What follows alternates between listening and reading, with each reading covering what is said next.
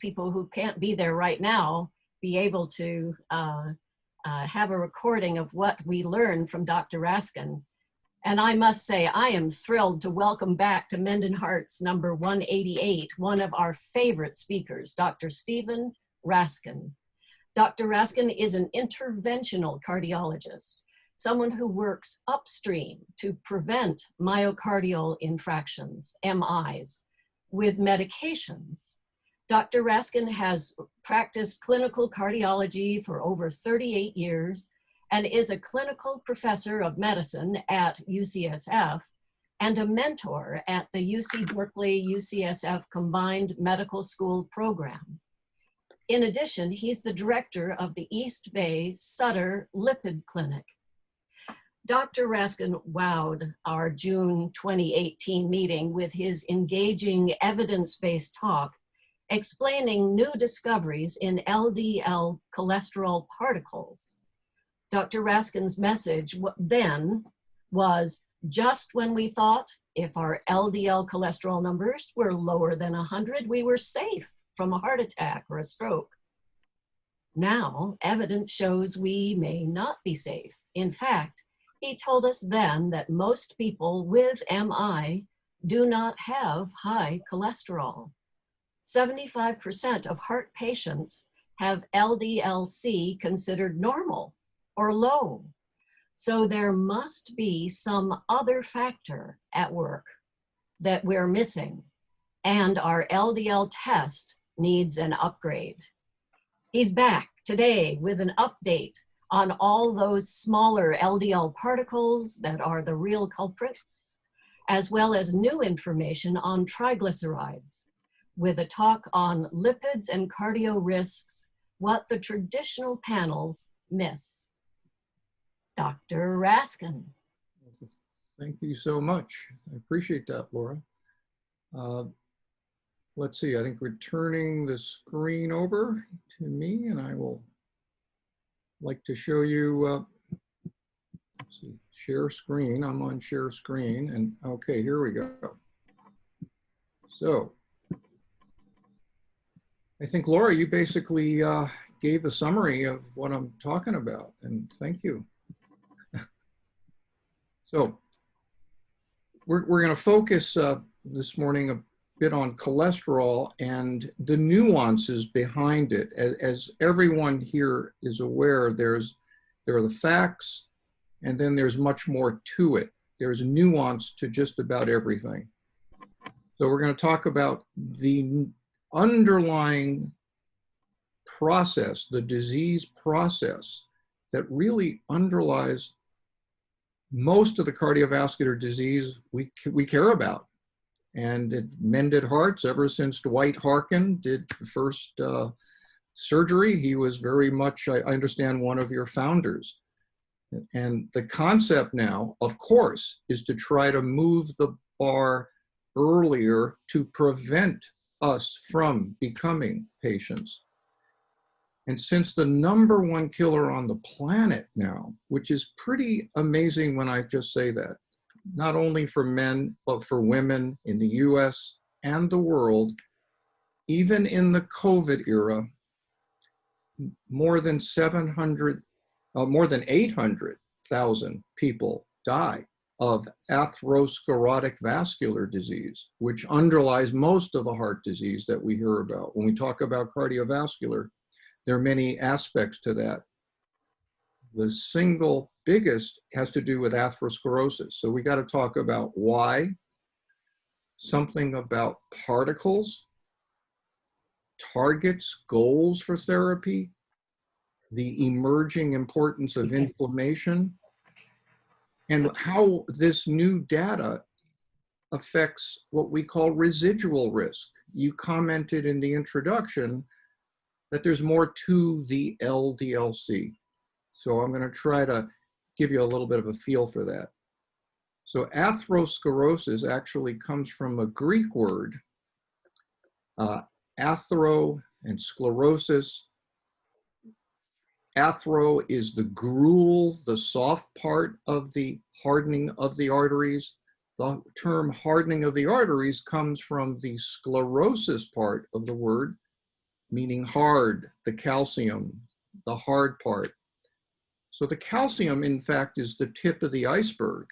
When we visualize calcium on an X-ray or a so-called coronary artery calcium scan, we are seeing a marker, not the whole thing, a marker of atherosclerosis.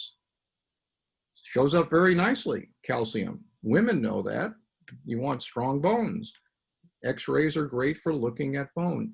And indeed, X-ray technology now is an early warning type of study to see is hardening arteries there because of the telltale calcium. Calcium makes up about 20% of the atherosclerotic plaque.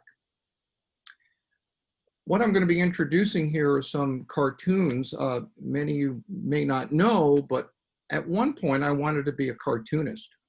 When I was in college during the first televised war, you know, Vietnam, I was a political cartoonist at City College in New York. And after a total knee operation about a year ago, I had a lot of time on my hands to start doodling and putting together concepts that I talk about to my patients visually. So I'm putting these together into a book, as a matter of fact. So you're going to see a little bit of my cartooning. So here's the atherosclerosis, literally a single very important thing for all of us to be thinking about. And the reason we think about it, here is a CT angiogram, a novel way without putting the tube in the heart to see this picture of an incredible picture of the two main coronary arteries, the left on the right side of the screen and the right coronary. And as you can see, the left has two big branches, the left anterior descending and the left circumflex, and off on the right is a picture of an angiogram. Now, for decades, we have looked at the angiogram and considered hardening of the arteries a disease. You have it or you don't based on blockage. Well, if you wait for the blockage to cause angina, if you wait for the blockage to narrow those tubes, those lifelines, you missed 20 years, 30 years of preventive therapy that could have stopped those tubes from getting plugged. And that's the essence of why the classic definition of an interventional cardiologist is someone who opens arteries. I would contend that a real interventionalist is preventing the arteries from getting blocked and keeping them pristine, like in this example. So, big problem. Cardiovascular disease, major issue. The single biggest part of cardiovascular is related to atherosclerosis. What causes it? It starts off, I was lucky enough when I was in my training in Boston, at Boston City, to spend, I think we spent about 4 to 6 months in the town of Framingham at the hospital there, right next door, literally, to where the whole concept of risk factors evolved from the famous Framingham Heart Study. Began really in 1948. The data was first published in 59, and we had a scoring system. You had more of the scores, like blood pressure, smoking, high cholesterol, sedentary behavior, low HDL, you had a greater likelihood of getting this. So this is where the concept of factors of risk, and you've all heard this, risk factors, very important. With primordial prevention, with prevention, we're trying to prevent the risk factors from even showing up. So this is from the original paper. First follow-up. This was a seminal change from moving from treating patients to preventing disease. And of course, we rediscovered the concept that wouldn't it be nice for wellness and a holistic approach? So there's a great expression, the new is the old relearned. So I like to bring in a little bit of the history. But needless to say, we're going to focus on cholesterol. It's commonly looked at, and for 50 years, we've been estimating the bad cholesterol called LDL cholesterol. That's a target. That's an important. And we do a standard lipid test that's been in operation for 50 years. But I know everyone here in this discussion, when you see your doctor, you would like, what's the up-to-date recommendation? You don't want the best medicine from 1971. Well, in 1971, Friedwald devised an equation to estimate the LDL-C. What really is important is the content of cholesterol in lipoproteins. A little different than the LDL-C, but the LDL-C is a 35,000-foot view. It works. It's a starting point. But the essence of hardening of the arteries is due to these little particles, LDL, intermediate density lipoprotein, types of very low density lipoprotein. These are particles. These are particles the size of a rhinovirus, 30 nanometers. This is small. And within these particles is the culprit cholesterol, which gets into the wall of the artery, gets beyond the lining, our Teflon coating of all our blood vessels is called the endothelium. And if these particles penetrate that lining in all of our blood vessels and stay there, it sets up a maladaptive, inflammatory, immune-mediated process that we call atherosclerosis. And this process starts in our 20s. Someone who had a heart attack at 65, the disease started decades earlier. And the whole process is the retention or the subendothelial, meaning beyond the lining of our blood vessels, beyond the endothelium. These little critters set up housekeeping and set the process. Now, for more than 50 years, we've been looking at LDL-C, which is a reasonable surrogate for these particles. And what's unique about these little particles is they carry a protein. The protein is called the B protein. And we give it a fancy name when these additional proteins live on the lipoprotein particles, and it's called apolipoprotein B. So the B protein on these little critters identifies which of these little submicroscopic particles are really the dangerous ones. So there's just the first point, there's a subtle but very important difference between the common test measuring or estimating, I should say, the LDL cholesterol from particles. So the target of therapy has been LDL cholesterol or LDL because it's easy to do. It gives you a starting point. And we do have data about the target and the goal. The goals are important. You know, you take blood pressure pills. Some people think I'm good to go. No, you got to look at the response. Are you at the target? Are you at the goal, I should say? And many of you know the LDL cholesterol goals have been getting lower and lower as more evidence is accruing that lower seems to be better. So we're going to just walk through a little bit of this, and part of the data on LDL cholesterol and the benefit of lowering it has to do with the most common drug prescribed in America are statins. And they block some of the critical chemistry of what makes cholesterol. And there's an enzyme called HM-CoA reductase, which is blocked. It lowers the cholesterol in the liver. And the liver responds to that by saying, where's my cholesterol? You're blocking it. So the liver is very, very smart. And what the liver then does is make more LDL receptors. These receptors grab the particles that have a B protein, the ApoB. So they basically, like baseball gloves, catch the LDL lipoprotein that has the B protein and drops the LDL. We have to credit Brown and Goldstein, who discovered the LDL receptor. This is metaphorically.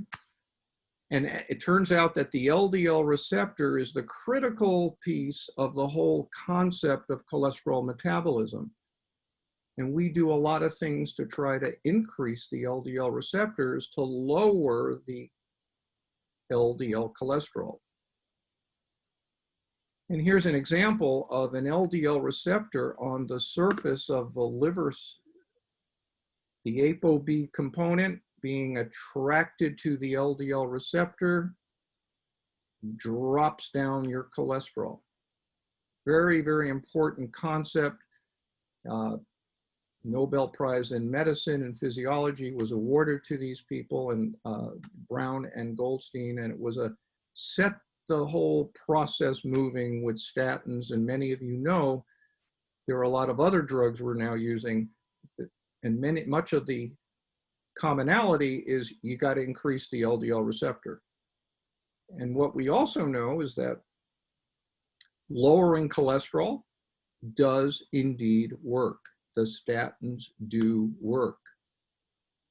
In over 90,000 people in a pivotal meta-analysis, which means a collection of randomized controlled trials over a number of years, found that about a 40 milligram per deciliter drop, you get almost a 25% lowered reduction of heart attack or cardiovascular death. When you look at this type of data, the chances of getting hit by a bus drop. That's what we call all-cause mortality, meaning you don't want to have less heart attacks but have more cancer.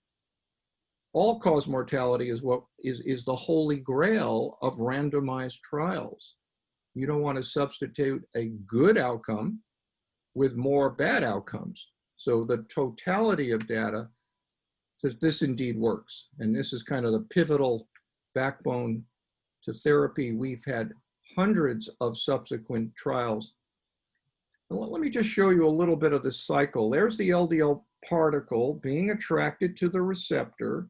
It gets into the liver, and basically the cholesterol content is then dissolved in this, what we call a lysosome. But what I want you to see is the LDL receptor goes back up and cycles right back to the surface of the cell here. And this cycle goes on for days.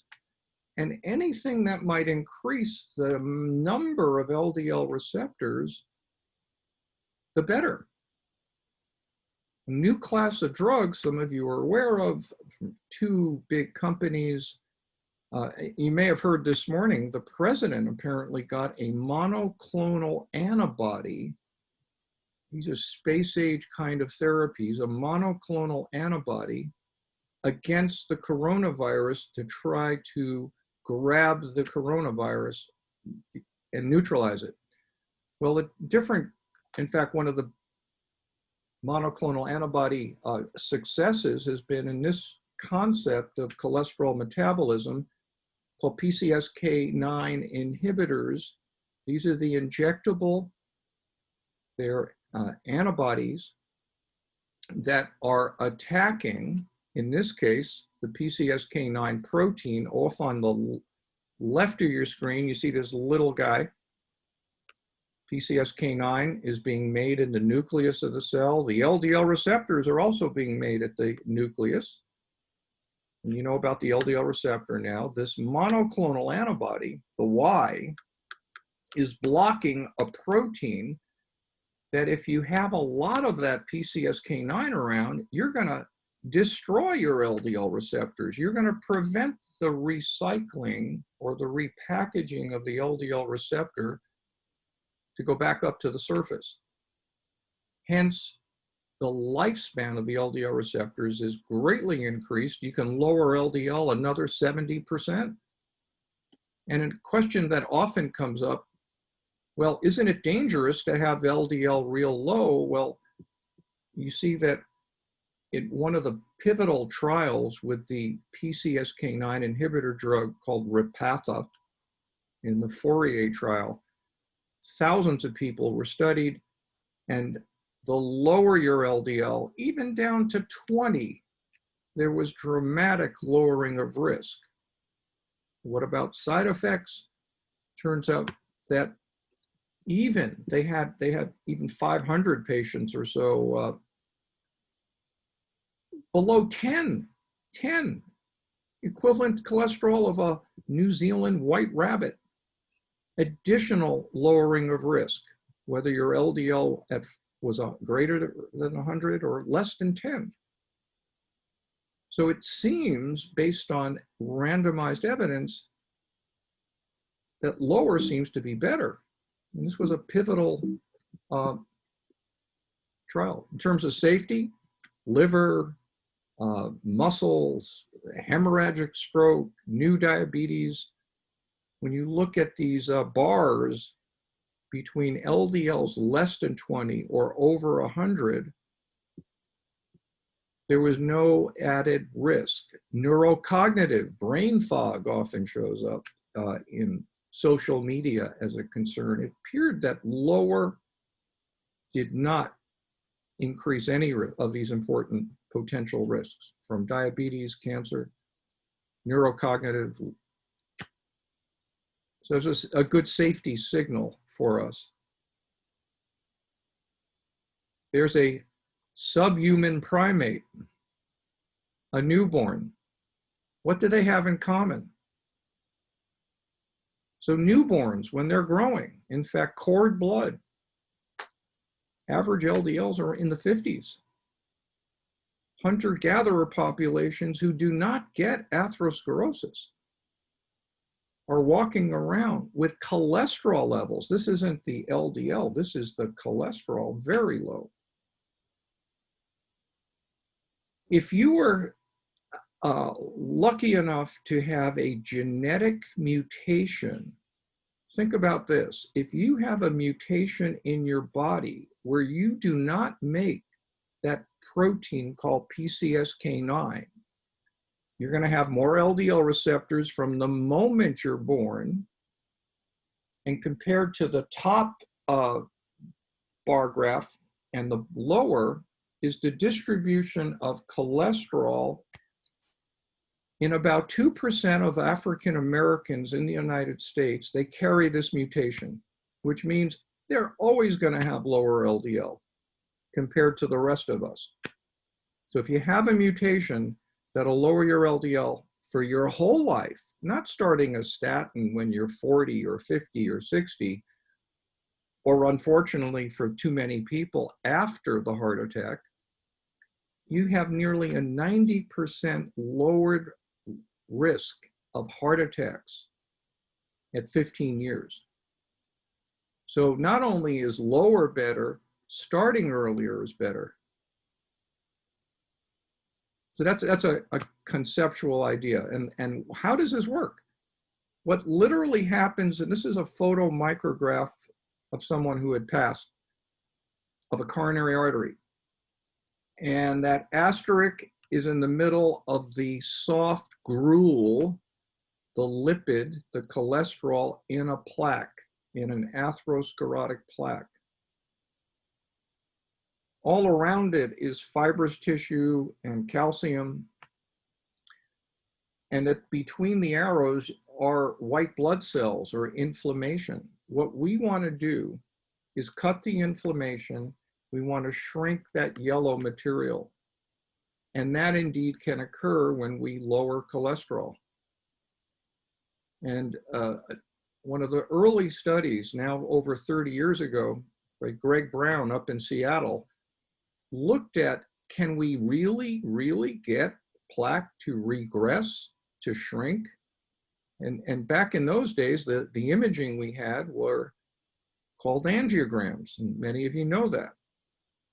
And at the top panel are blockages, and below it are after aggressive therapy with aggressive lowering of LDL, you literally see plaque regress. And that we now have more contemporary studies, for instance, with the Repatha, the PCSK9 monoclonal antibody that lowers PCSK9 protein. The greater the LDL treatment, the greater the lowering of the LDL, the more regression of volume of plaque. So there is a potential vulnerable plaque. This is somebody who had the disaster of the plaque breaking. So take a look at this. The cap between the arrows, if that gets inflamed and breaks, or fissures or ruptures, it sets a process in very quickly, can clot the blood. You see the break off on the left. If we had the opportunity to shrink the plaque, that helps prevent this process of what's called plaque rupture. And this is just other studies, just to remind me to tell you that there are other ways of looking at this, and the lower your LDL over time seems to have a much more powerful lowering of risk. Remember, the studies that powered up the concept of statin use, PCSK9 use, are short-term studies from 3 years to 5 years. We want something with we want to look at it with a lens that tells us about a longer period of time with greater outcomes.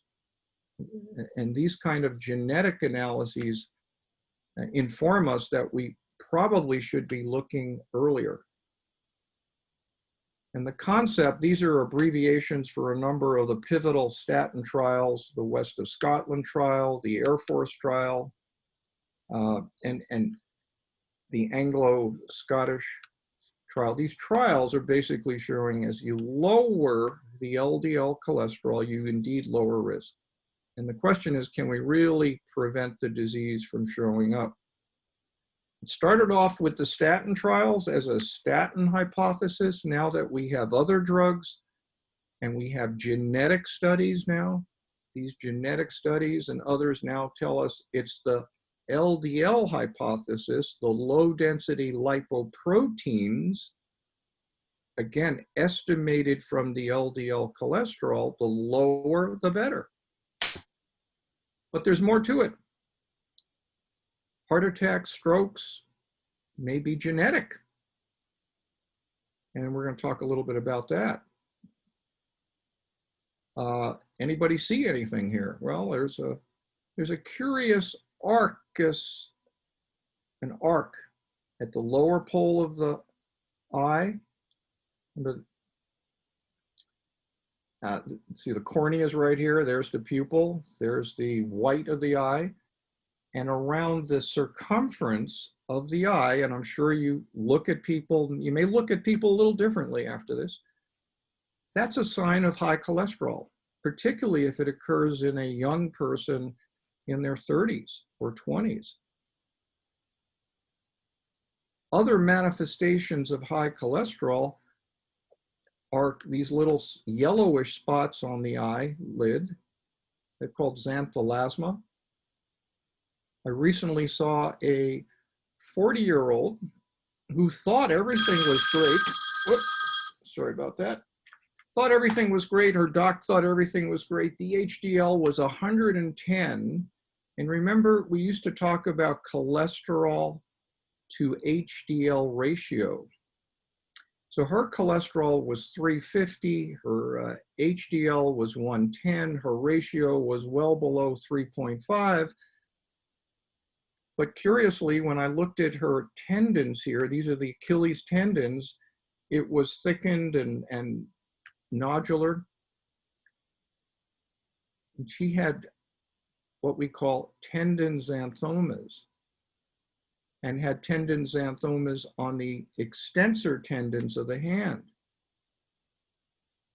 This is a condition that's called familial hypercholesterolemia, abbreviated FH. If you go back hundreds and hundreds and hundreds of years ago, I think into the early 16th century, you see xanthelasma in this painting on the right. You see tendon xanthoma on the extensor surface. It's the Mona Lisa. The Mona Lisa is one of the earliest representations of FH. FH is a severe problem with very high cholesterol. Typically, the LDL is over 190. If you're a woman, like the patient I saw with FH, there's literally a approximate 30% increased risk of fatal and non-fatal cardiovascular events before 60. If you're a man with this condition, half of the men by 50 have problems that are big problems. This is FH, and in the United States, strikingly, sadly, less than 10% of Americans are even diagnosed and treated. My patient had FH, wasn't being treated. The presumption had been the HDL is protective, but there's more to say about HDL. It may not be protective. In my patient's case, it wasn't protected. She had FH, and for decades, her LDLs were 190, 195, go on a diet. No, this is genetic. It's a genetic problem affecting the LDL receptors. That's the most common problem. This is just what we call a Manhattan plot, looking at mutations of the LDL receptor gene. One of the main causes of this. HDL, we thought, was the good stuff. What's going on? Well, it turns out it's very Janus-like. It could turn from good to dysfunctional. There are more and more studies showing very high HDL may in fact be dysfunctional and not protective. Many of these studies came from Copenhagen. Across the bay at UC San Francisco, my colleague, Dr. John Kane, is looking at a particle, again, we're back to particles, related to HDL, which it may tell us more about the function of HDL, because you could have a lot of cholesterol in your HDL. See, when we talk about HDL, it's the HDL cholesterol content, HDL-C. Is that the same as the HDL particles? No, they're related, but not the same. And so when you look deeper, you put the glasses on to look at particles, we're learning a lot more. The take home, you can't trust HDL-C. So how do we talk about who's vulnerable? What's going on? And this was already somebody remembered very well my last lecture, but this is a large data set from the American Heart Association program called Get With the Guidelines. They looked at over 230,000 hospitalizations across the country, and they asked this question: what are the lipid levels when you go in with your first heart problem, your first cardiovascular event? Turned out more than 75% of acute coronary syndrome, that's our term for a heart attack, presented with LDL below the mean or average of 130. About a quarter had LDLs less than 70. So again, this is more nuanced. MI, heart attack with normal LDL or so-called normal LDL. So can you trust LDL-C? Is it a false idol? Now, don't get me wrong, the LDL-C is an everyday important look, but you've got to get to the root. You got to look beyond this. And in primary prevention, meaning you're a healthy 50-year-old with a perfect LDL, but you're questioning, I heard you could have a perfect LDL and have a problem. And in my cartoon here, you see this angel coming down, says, image and ye shall find. Well, why do we image? Well, women know that. How many women in this meeting have had mammograms? Most of us have had colonoscopy. You want to catch it early. You want to catch it early. If you catch it early, you can do something about it. An LDL-C that's perfect, an HDL that looks perfect, and you have a family history, people have had heart, vascular, stroke, peripheral arterial disease, maybe you want to look deeper. Image. You know, if you add up all the cancers we're all subject to, about 1 in 5 of us do get cancer. If you add up all of the cancers, cardiovascular is still #1. And that's just a crying shame when you could image and find this disease decades before an event. We know risk factors are important, but critical analysis, particularly if you're under 65, finds that most people under age 65 don't have a lot of risk factors and may have a paucity of risk factors, may have an average LDL. So this is from a large data set of people actually showing up with heart attacks. When I was in Alameda, we were early participants of the National Registry of Heart Attacks, NRMI. Kind of stunning when you look at the hard evidence. That doesn't mean risk factors aren't important, but remember the first opening comments. This is a common problem. High-risk people are easy to find. It's us average folks, and many of us are average. There's question as to who may have risk. And on the other end of the coin, this is from the Repatha trial, the PCSK9. It showed lower event rates. The red is the effect of the drug, lowered risk, but there's what we call residual risk. Even with on the red line, you can see a 5% per year residual risk. People are still having events. And registry data shows us that 4 years out, of 20 to 30% of people are having events in spite of their LDL being down. So this is despite an LDL of 32, there's a significant risk, or we call it residual risk. And you look at all the statin trials, what? Long-term, after 5 years, 6 years, still having adverse events. Well, my colleague Ron Krause, who's had worked for years at the Children's Hospital and the Research Center, was one of the leaders of the concept that there's more to the LDL, and it may track with your triglycerides being high.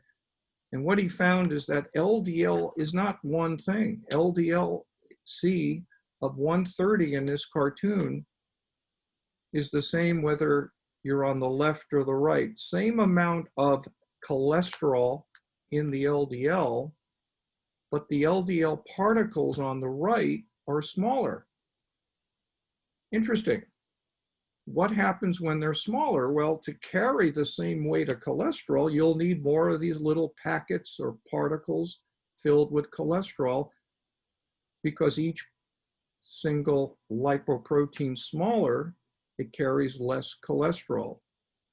The risk is related to the number of LDL particles tells us more than the LDL cholesterol. It's true, the higher the LDL cholesterol, the worse, the lower the better. But what about an average LDL-C of 130? There's question, who may be at risk? Here is Ron Krause, and he helped define a pattern that we call pattern B, a predominance of your LDL critters, your LDL particles are B flavor. B offers a greater risk. And what happens is these particles, again, they're very, very small, but when you can shift the particles to smaller or back to larger, depending on the sugar in your diet, the amount of processed carbs, ice cream, various things. So it's more subtle than, oh yeah, I know what's bad for my cholesterol. It's much more subtle. And in fact, going on a low cholesterol diet and not informing someone that, you know, you might want to watch the potatoes, the pasta, the good sourdough bread, and the sugar and the hidden sugar in so many items. Because you can, if you're subject to this, you may not realize you're changing your particles and increasing your particles. This is all related to very basic physics. The volume of a small change in the radius of a particle changes the amount that particle can actually, the space within, or the volume within the particle, and how much cholesterol can be carried. So particles matter. You could have a low LDL cholesterol and have a high LDL particle number, as shown in the Framingham offspring study. If just people on the bottom of this curve in that pinkish reddish color, low LDL, but high LDL particle, had risk.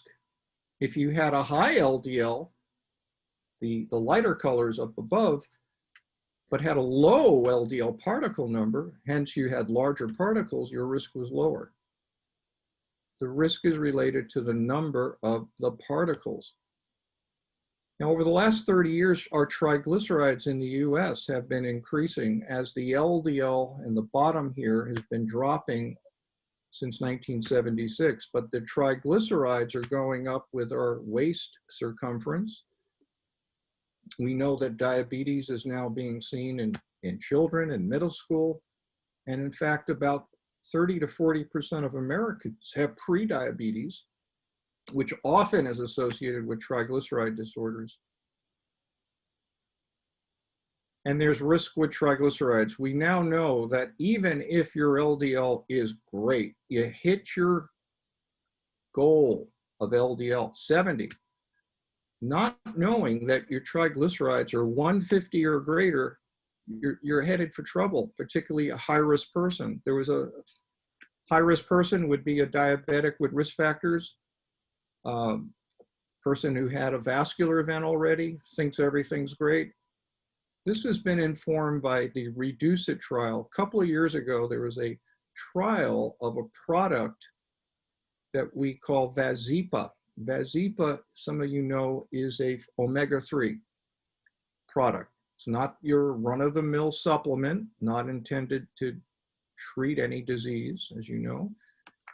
EPA is the name of one of the omega-3s. So this is a pure form, Vazipa is, of EPA, one of the omega-3s, or fish oil.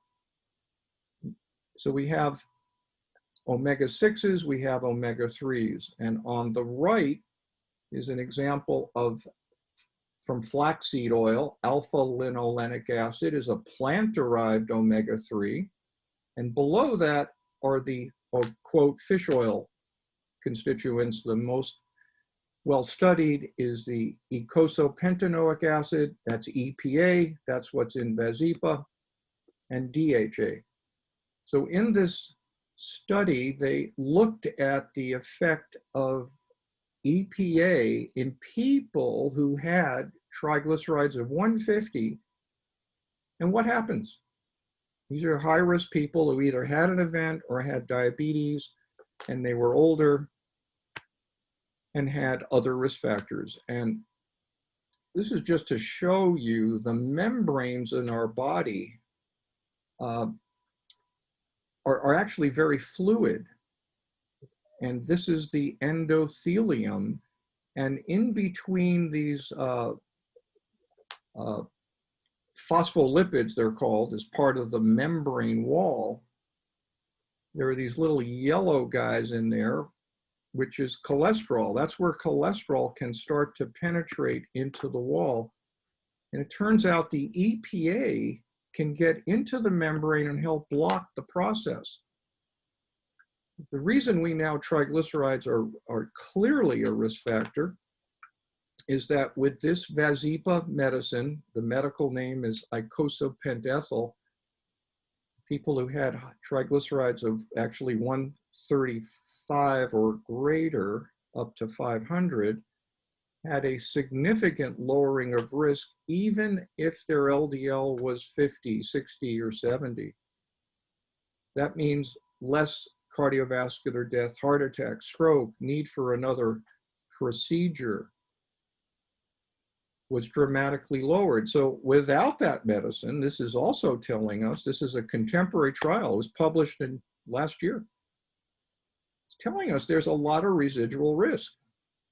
And the triglycerides dropped. This was a mean of 216, they dropped.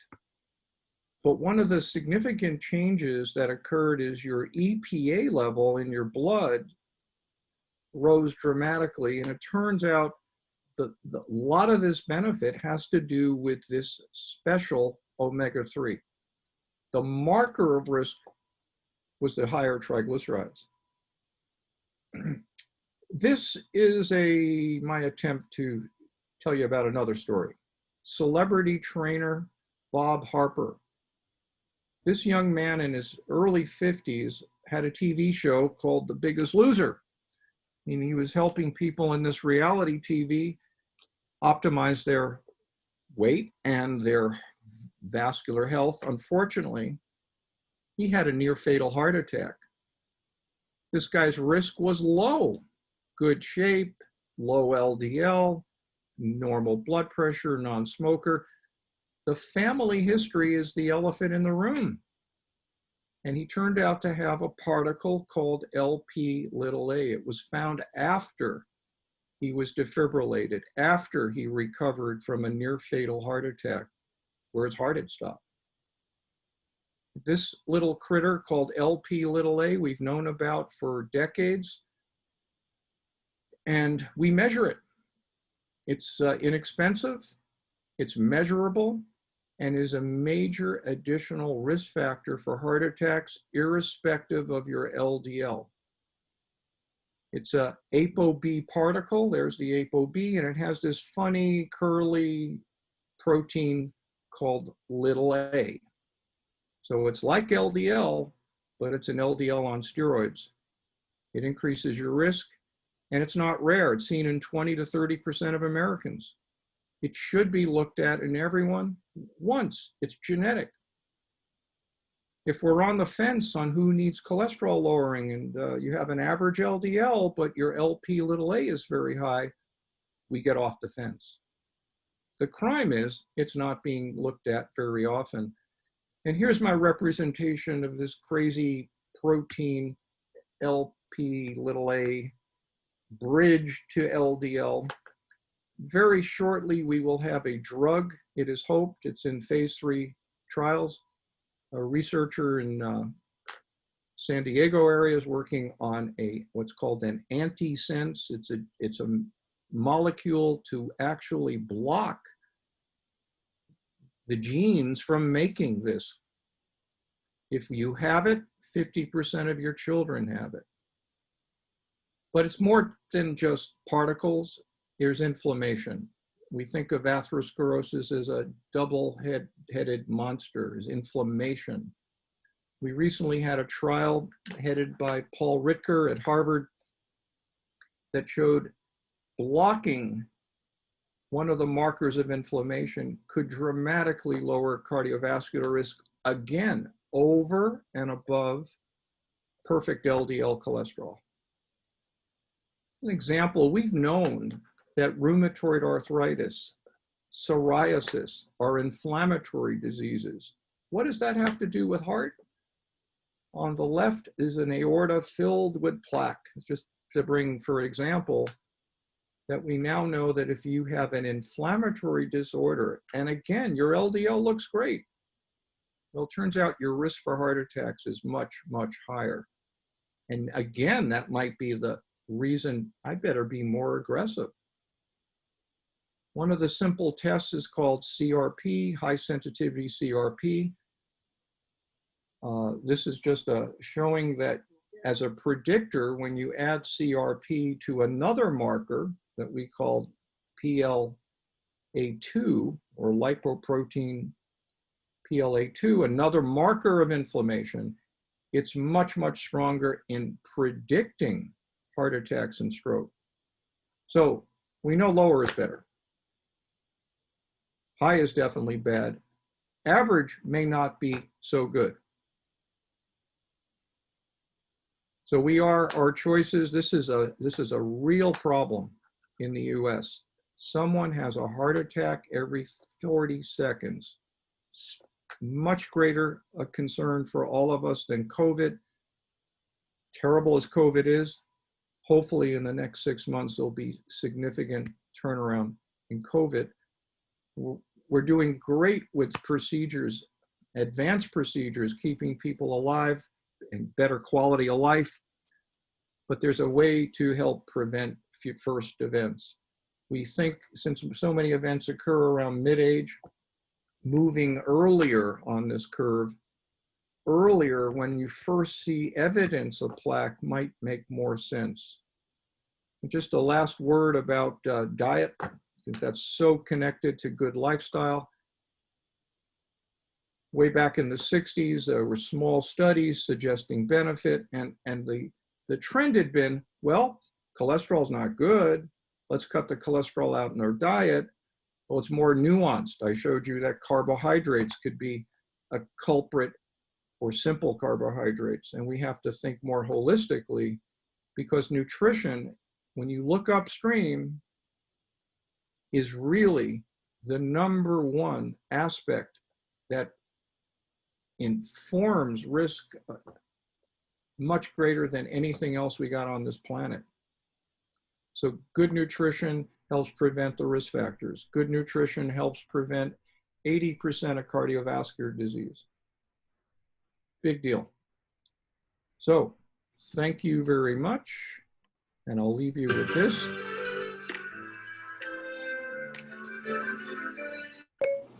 Okay, and that's it. I'm sorry I ran a little late. And you can't hear me? Well, yes. Let's see what happens. Yes, they can all hear you and I can all hear you. And I'm Okay. now going to unmute everybody. If anybody has a question. Okay. Hello, Dr. Raskin. My name is David okay.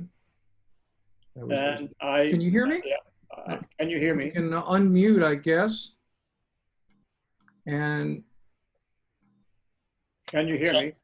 I can hear David Smith. Answer questions. Yes, sir. I don't first, hear anyone. Important is to say thank you. I was there when you made the presentation about one. Oh, here you go. Now I had my computer muted for a while. So can you repeat your question? Yeah, my first thing is to say thanks. You're welcome. I was in the meeting with you about a year or 2 years ago at Mended Hearts at Kaiser, and I found your presentation terrific. Well, thank you. So that's, now taking what you've said, I have both Lp(a) and I have an issue with small particle cholesterol. Yeah. What I find disturbing is that as a patient at Kaiser, they do not test for Lp(a), nor do they test for small particle LDL. I am told by my cardiologist that they find there's no research that's definitive, and therefore they do not think it appropriate to do any testing. I just had my lipid test done yesterday at Kaiser. And again, they did not do LP little a or so I am a patient of Dr. Kraus. Oh, good, Ron. Yeah. And I get my lipids done by Quest. And Yes. he has special lipid tests designed to ascertain one's LP little a and also one's quantity of small particle LDL and large particle LDL. And so my treatment that I get from him is quite specific, looking at LP little a and small particle. So I caution those who are members of Kaiser that if indeed you find that this is an interesting topic, you won't get a result by talking to your Kaiser cardiologist, very sadly. So you need to go to a cardiologist who is looking at exactly what Dr. Raskin says one should look at. So that's it for me. Thank you.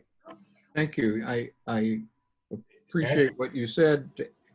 And look, the American College of Cardiology and the American Heart Association are guideline, that's where guidelines come from. They're respected societies. And even though they're relatively conservative, would say, if you're unsure of your risk, LP little a would make sense. It's true we don't have specific therapy to lower LP little a, but that doesn't mean we don't look at this because it informs about risk. So if your LDL is now 70, but you know you have high LP little a, it tells us maybe you need it lower. If you're in primary prevention, meaning you never had a vascular event, and as you know, if you have high LP little a, your family members have a 50% chance of having it. So some of your family members never heard the word heart attack or vascular, but they have this risk factor. It's something you cannot ignore. It's at your own peril, because if you knew you had very high LP little a, multiple guideline organizations across Europe, the United States would say, you know, maybe it's time to take a statin, and yes, you might need an aspirin because LP little a can make the blood stickier. If you didn't know that missing piece and relied only on, well, my HDL is good, oh, my LDL is average, you're missing an opportunity. So, I mean, that's how we think about it. And many of the thought leaders would agree. Dr. Raskin, we have Linda Vital has a couple questions. Linda, you want to? Sure. You should read it. Okay. What she wrote in the chat room was, so what do we do if we have high LP little a and have already had a heart attack, and at the time I have been considered as having low risk factors? Is there a test for small particle LDL, and how do we get out our cardiologist to do it? How do you get people the last part's the hardest one.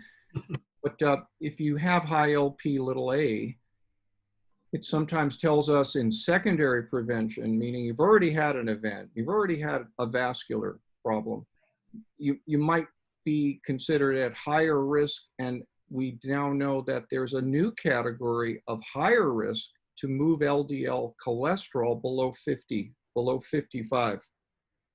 So you might need more aggressive therapy. And if you have LP little a, the important thing is to relate this to your relatives because it's inherited. In terms of added risk like particle number, if your LDL cholesterol is now way down in the 40s and 50s, the relative likelihood that more particles exist in the LDL becomes much lower, a clinical issue. The issue is more often your LDL's around 70, your triglycerides intermittently are going up and down around 150. The process is evident from the triglycerides. That's more likely than not you have high particles even though the LDL looks good. And so specifically looking at an analysis that's available at Quest, it's available at LabCorp, it's all over, can tell you your particle number, can tell you if you're the pattern B person, the pattern A person, which really is the type of LDL. So there's more than the LDL-C. And if you have had, if you're diabetic, if you have prediabetes, or you have triglycerides that are in the 135, 150 range, it's very likely your particles are discordantly higher, meaning the LDL-C looks good and is low. If it's at 70, it's at the 20th percentile or lower in the population, but your particles may be really high. So it's more of an individual decision. It's not something we do for everybody. And sometimes we have other markers that tell us it's very likely we need to be more aggressive just to lower the LDL more. So Dr. Raskin? Yes, Laura. Yes. I was trying to keep up with all of the different tests that we can take, and also some of the supplements you mentioned. Yes. I got Vasipa as the omega-3 fish oil. Is that the name of a supplement to take? Well, it's a drug, and that's a distinction we really want to stress, because for years, you know, I would look at Amazon and buy some omega-3, right? We all probably have heard about, oh, omega-3s may be good. Right.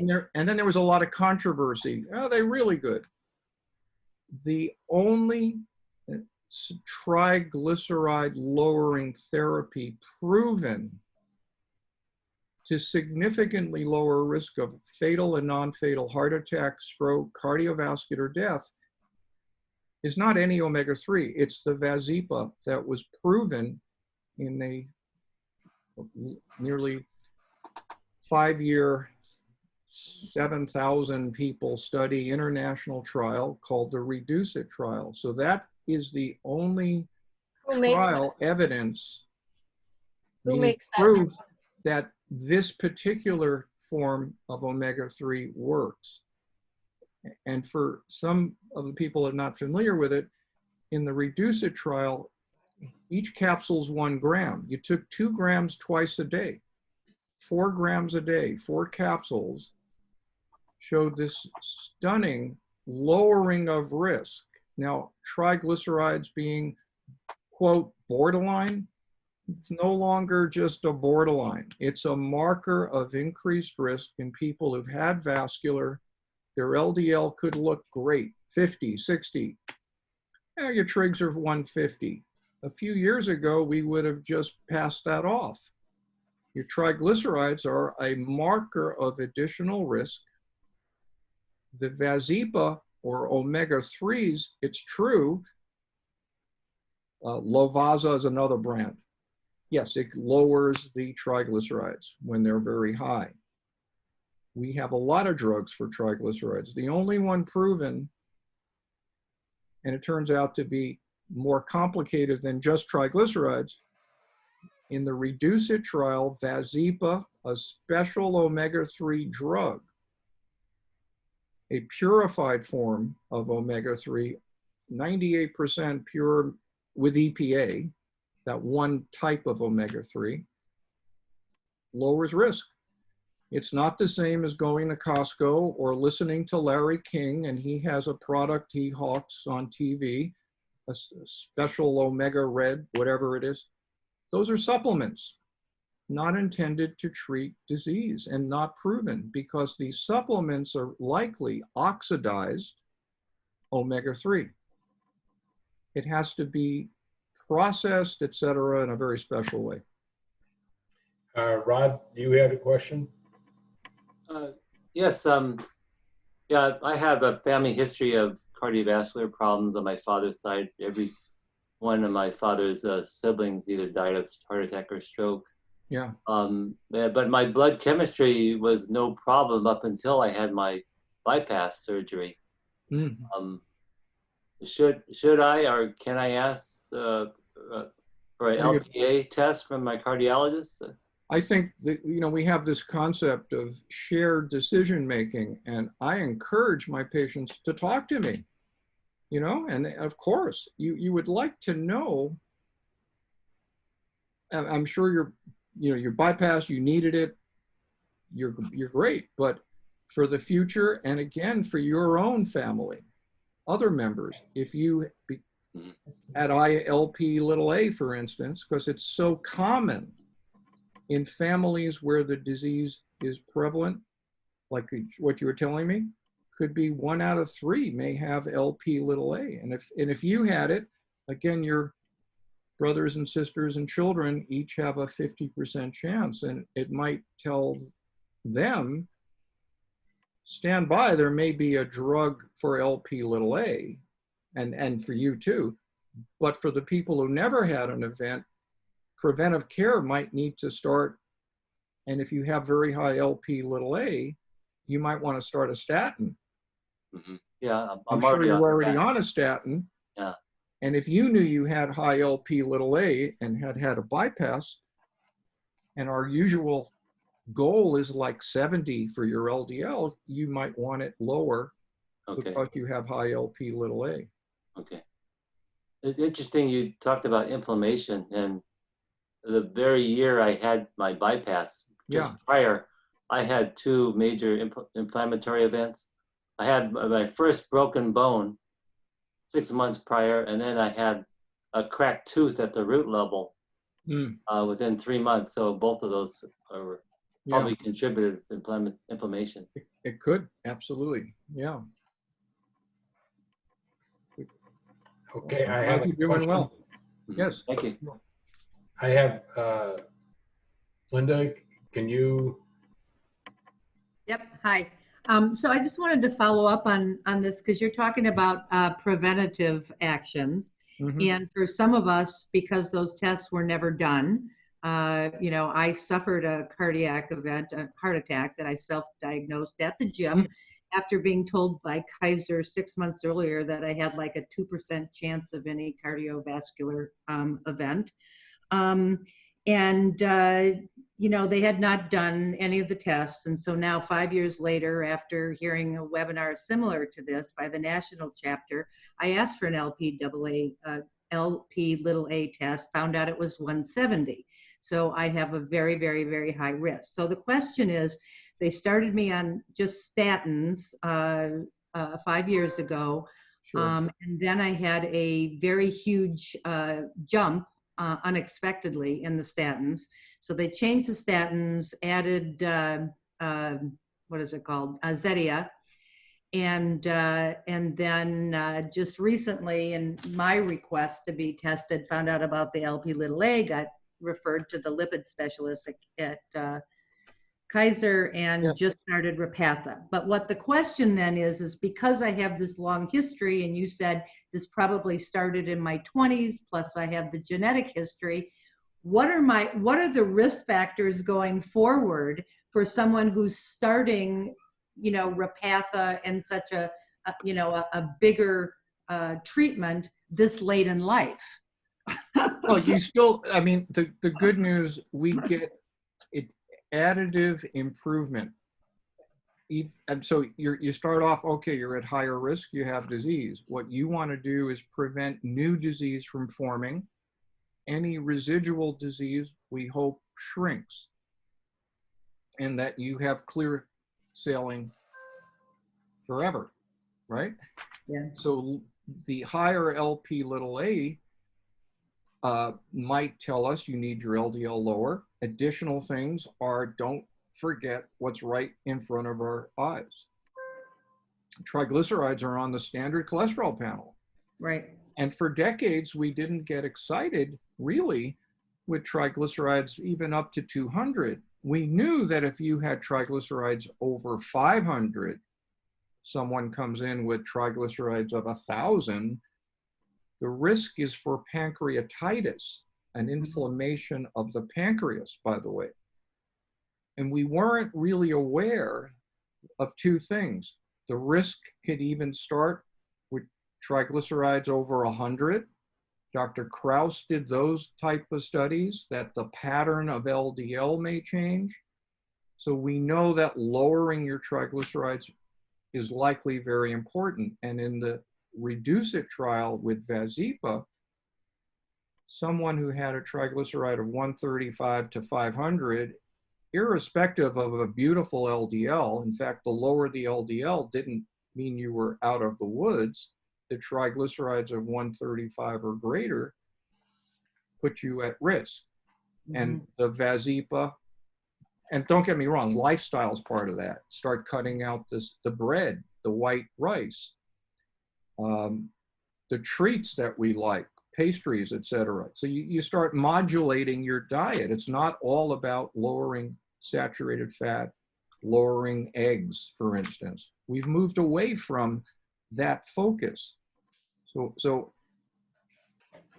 I would just encourage you, for the obvious thing is you want to look at your triglycerides, be sure they're lower. If your LDL is hovering around 70, and it sounds like it probably isn't if you've been on statins and Repatha, you probably want your LDL in below 55. The Endocrine Society in the US, the European Society of Cardiology, even the American College of Cardiology would say, if you're really at high risk, you had an event early, it's your second event, 70 is probably not where you want to be. You want to be at the more aggressive lowering of risk. So in a roundabout way, just by looking at you, an informed cardiologist, even without the additional lab tests, might say, I just think you should be lower. Because since we don't have the LPA treatment, some docs have just said, I don't even need it. Well, if I knew someone had it, I'm more aggressive. And where it's so important is in your children and sisters and brothers. They're fine. Their doc said everything's fine. Like, this is a recurring theme, isn't it? From other people. I thought everything was great until the event. Dr. Raskin? That's where it's so important. Can I follow up with just one question, Laura? Just Sure. one thing at the end. You actually talked about this, Laura, and I'm unclear on it. Is there some, you talk about imaging, is there some sort of a Yes. test I can request from my cardiologist that will show how much plaque there is? Well, Because all they talk to me about is angiograms, and we won't do those. well, I take it you mentioned you had an event, a Yes. heart attack. Okay. And you're doing fine. And you've never had an angiogram? You had the no. heart attack? Oh, well, when I had the heart attack, I had 2 stents put Okay. in. Okay. Okay. So we don't have optimal ways to track plaque in someone who already had the disease. Oh. Non-invasively. Number one, insurance doesn't cover it.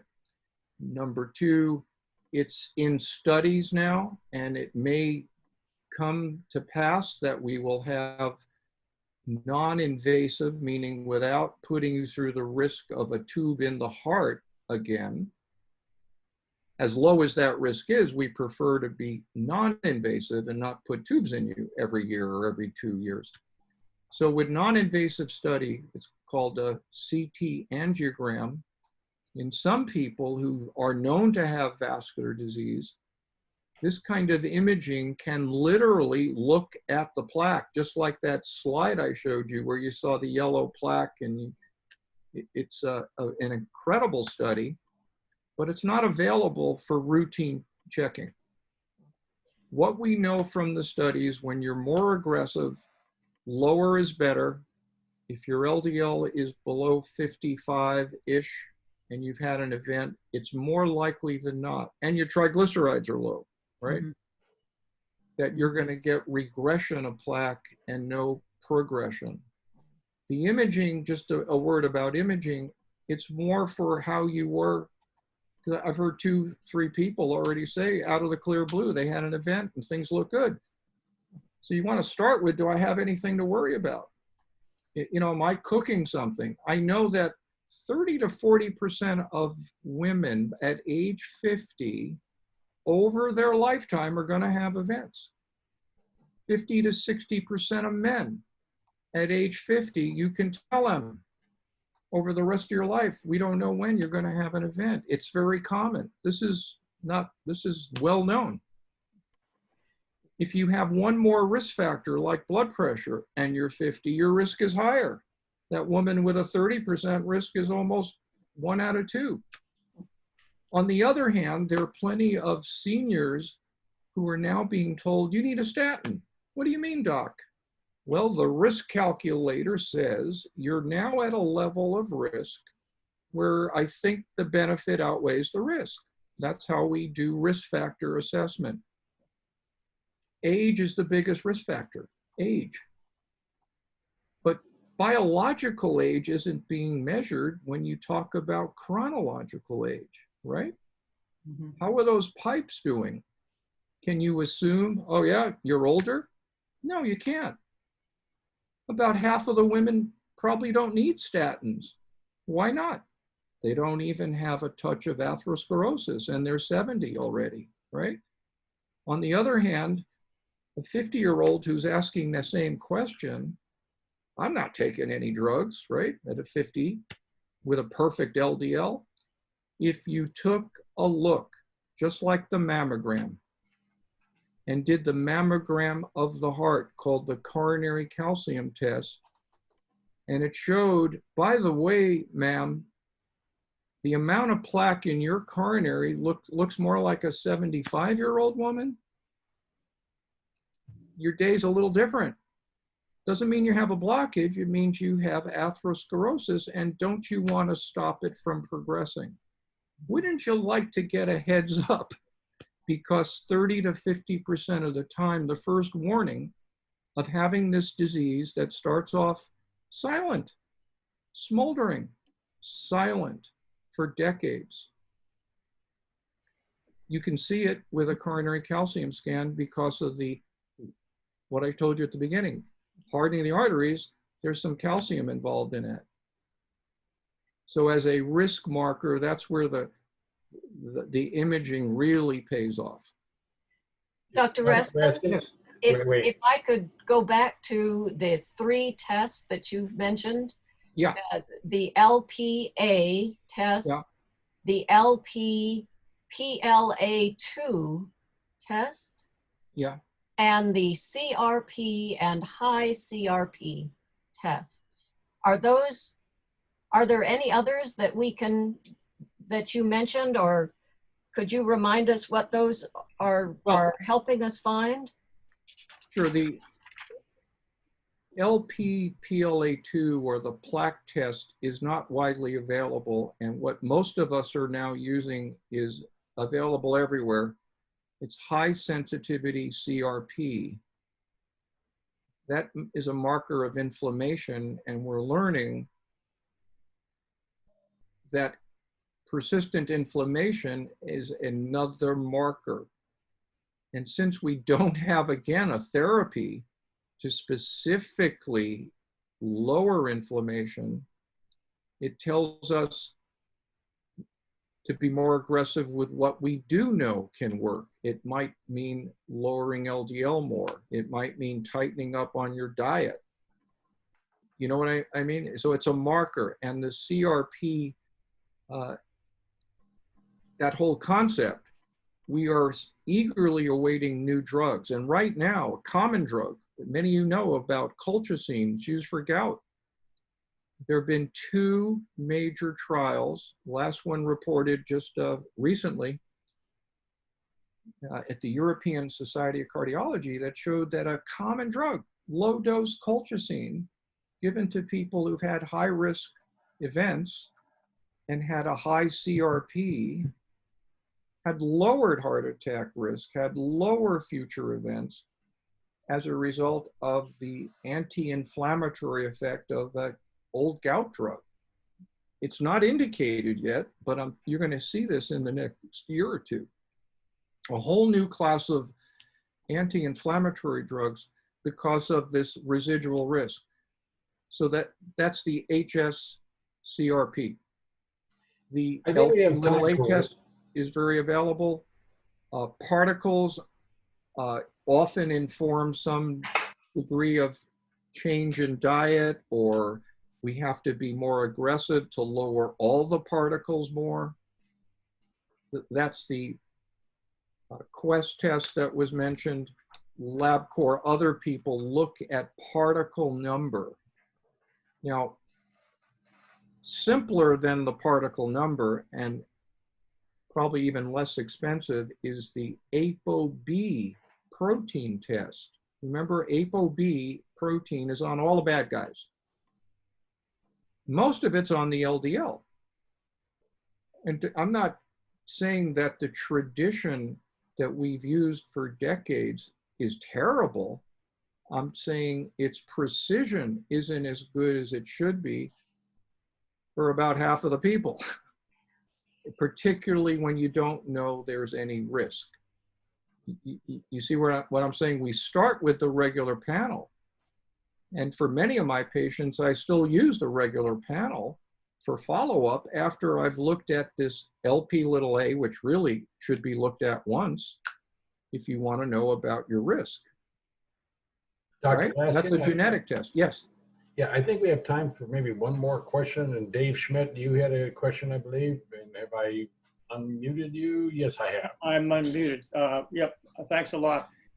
You had Sure. commented about diet and white bread, white rice, Right. what to stay away from or what to minimize. That's part A. Part B is what about exercise? What kind of Of exercise course. is good? Yeah. Because there are all different kinds of exercises, weightlifting, Yeah. running, walking. Yeah, let me go. The diet obviously is important, and it's not percent carbs or percent fat or percent saturated fat like we've been told for years and years. It's a healthy all around, more like a Mediterranean pattern. And what that means, more fruits and veggies, minimal amount of meat, and I'm going to put an asterisk on meat, processed meat, bacon, sausage, that kind of thing is considered by the World Health Organization as a carcinogen. So if we say a little meat's okay, it doesn't mean all your meat should be processed. And do I recommend low carb or low processed carbs for everyone? No. Those people who have, about half of the patients I see, diabetes, pre-diabetes, triglycerides that are elevated, those are the folks that want to reduce simple sugar. And people forget there's the same amount of sugar, about 8 teaspoons of sugar in a standard 8-ounce glass of juice or soda. Big culprit. So you want to reduce that. You want to reduce the simple white flour products and move to whole grain. Exercise, whether it's aerobic or isometric with weights, both have additive benefits. Most of the science would say, even going back to the Surgeon General, Everett Koop, 10,000 steps a day has a health benefit. In Great Britain, the Million Women study looked at those women who were more active versus less active, and they actually tracked from housekeeping, gardening, shopping, versus those people who were sedentary. Dramatic benefits. And of course, that extends to no smoking. Top is good nutrition, which is real food, more fruits and veggies, less processed foods, less hidden sugar, added sugar, and sodium. It's kind of a general, Mediterranean pattern, has most of the science. And then there's nuance to it. If you're a person with triglycerides that are elevated, more inflammation, because inflammation often travels with the triglycerides, cutting down the simple carbs and sugar matters a great deal. And exercise is clearly excellent. Very, very important. That's why we have cardiac rehab, to get people very motivated. And the real problem aren't so often the mended hearts folks know about this. It's the folks who are sitting around not doing anything. That's where the real problem is. It's such a big piece of health to avoid having cardiovascular. Moving more is one of the big things, along with diet, not smoking. You're right. But I think I'm talking to the choir here, preaching to the choir. Okay, Dr. Raskin, thank you very much. Susan, did you have any last comment as president or anything? I would like to thank Laura for getting Dr. Raskin here, and I'd certainly like to thank Dr. Raskin for an absolutely outstanding presentation. I totally agree. Okay, thank you, Dr. Raskin. Goodbye, everybody. Have a good day, a week. All right, everyone stay safe. Thank you for your comments. Thank you. Thank you. All right, bye-bye.